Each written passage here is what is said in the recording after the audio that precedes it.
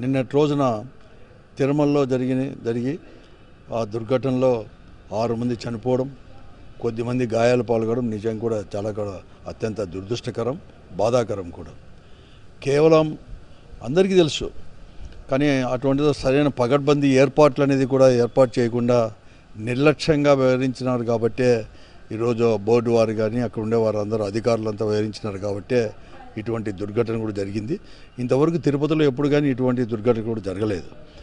అందుకోసమే వారందరినీ కూడా, ఈ భక్తులందరూ కూడా ఎక్కడెక్కడి వారు, దూరపు వారంతా కూడా కర్ణాటక వారు కావచ్చు, ఇతర రాష్ట్రాల వారు, మన రాష్ట్ర వారు వచ్చేసి వాళ్ళు కూడా ఇప్పుడు చనిపోవడం జరిగి వారందరినీ కూడా ఆదుకోవాల్సిన అవసరం కూడా ఈరోజు ప్రభుత్వం పైన కూడా ఉంది అని చెప్పేసి కూడా మేము ప్రత్యేకంగా కూడా మనవి చేస్తున్నాం. అందుకోసమే ప్రభుత్వం వెంటనే కూడా స్పందించి కేవలం మాటలకు మాత్రమే పరిమితం కాకుండా పెద్ద ఎత్తున కూడా రేషో ఇవన్నీ కూడా ప్రకటించాలని చెప్పేసి కూడా మేమంతా కూడా డిమాండ్ కూడా చేస్తున్నాం. అంతేగాని ఈరోజు కొన్ని పత్రికల్లో నేను చూశాను కూడా, ఉదయం కూడా ఈరోజు ఇది ఏదో ఈ టోకన్ల సిస్టమ్ అనేది కూడా గత ప్రభుత్వమే పెట్టిందని చెప్పాను. కానీ గత ప్రభుత్వంలో టోకన్ సిస్టమ్ పెట్టినా వారు పగడ్బందీగా ఏర్పాటు చేసి ఒక క్రమ పద్ధతిలో అవన్నీ చేశారు కాబట్టి ఎటువంటి సంఘటనలు కూడా జరుపుకోకుండా మంచి ఎక్కడ జరిగింది కూడా.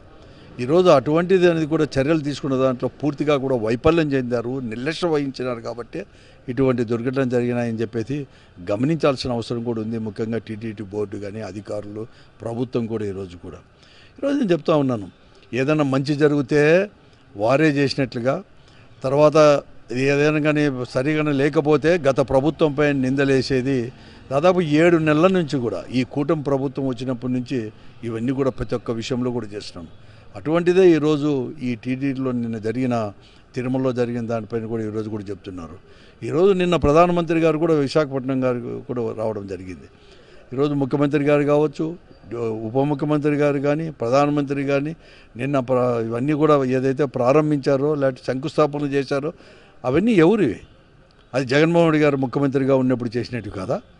కానీ ఈరోజు అంటే ఈరోజు ప్రభుత్వం 7 నెలల కిందట వచ్చినంత మాత్రాన ఈ 5-6 నెలల్లోనే అన్నీ కూడా పర్మిషన్లు తీసుకొని వచ్చి చేసినట్లు కూడా ఈరోజు నిన్న అందరూ కూడా మాట్లాడారే. నేను వారిని అందరినీ కూడా అడుగుతాను, గత ప్రభుత్వం ఉండేటి అవన్నీ కూడా చర్యలు తీసుకుంది కాబట్టి, ఎన్నికలు వచ్చినాయి కాబట్టి చివరిలో చేయలేకపోయి అవి మీరు చేశారు, అంతేగాని లేదు.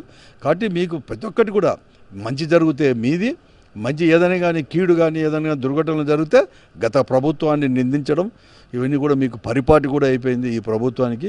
ఏదేమైనా కానీ ఇప్పటికైనా కానీ గట్టి పగడ్బందీ చర్యలు తీసుకొని వెంటనే వారికి ఆర్థిక సహాయం అనేది కూడా పెద్ద ఎత్తున కూడా ప్రకటించాలని చెప్పేసి మేము కోరుతా ఉన్నాం.